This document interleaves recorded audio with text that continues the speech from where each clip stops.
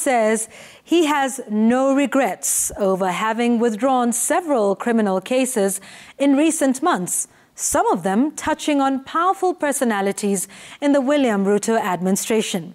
Haji has instead blamed the Directorate of Criminal Investigations, who he says presented him with evidence leading to his decision to charge, saying some of the DCI officers are currently under investigation for perjury. Haji says investigations into the KEMSA scandal are still underway, and once concluded, several persons, some of them in the Azimio coalition, could be charged. Here's Sam Gituku with that report.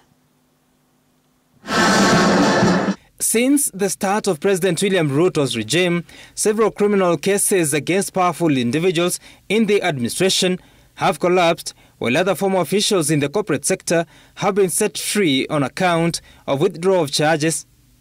DPP Haji maintains that his initial decisions to charge were based on assurances of the investigative agency, the DCI. And the facts that were presented to us at that time made us to believe that once the investigations were complete, we would still be able, notwithstanding, we would still be able to convict that individual. However, that never took place. And the DCI then did not avail the evidence that was required. Even though the Office of Public Prosecution is by law guaranteed independent consideration of files and decisions to charge, DPP Haji says that his office was misled by DCI officers who are now subject of investigations and possible prosecution. A number of affidavits were brought by officers from the DCI, clearly outlining that they were pushed to do what they were doing.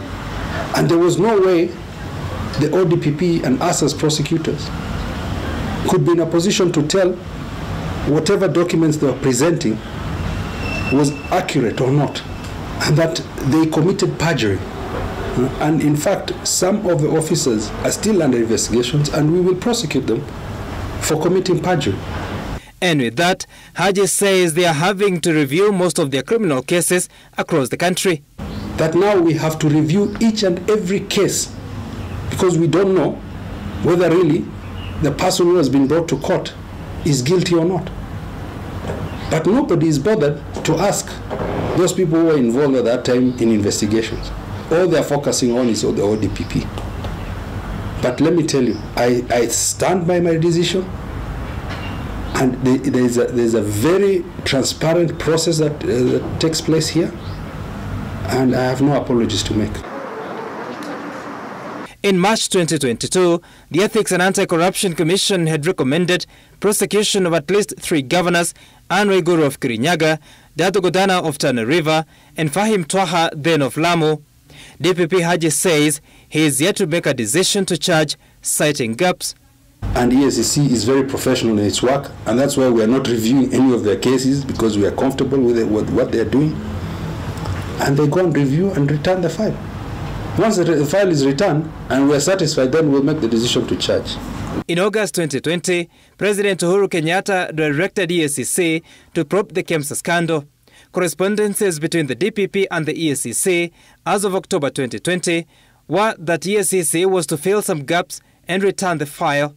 There has been no update from the two agencies for 2 years. Haji now saying there are gaps still. It came back and we were still not satisfied. And you can ask EACC, and they have undertaken to continue the investigations. And if I was malicious, my friend, if I was malicious, a lot of those people come from Upande Azimio. But I'm not going to do that unless there is evidence. And I can assure everybody that if today evidence is brought, packaged in a certain manner, and we discover that this is going to lead to miscarriage of justice, we will withdraw. Hata kama ni kesi ya Matiang'i, tuta withdraw. Yeah. So withdrawal was, don't let them not make it a monster, because one day they will also want, and they will come and ask for it. It is a safeguard within the Constitution. Haji has also confirmed an assertion by President William Ruto on the 4th of January this year that the DPP had been threatened to resign if he didn't act in the preferred manner of the previous administration. I don't want to discuss that issue. The president said it, and that is the truth. But let bygones be bygones. Coercion was there, but we resisted. And you all know what I went through. I was taken to court 20 times, attempting to remove me because of standing firm and making a firm decision on who to charge and who not to charge.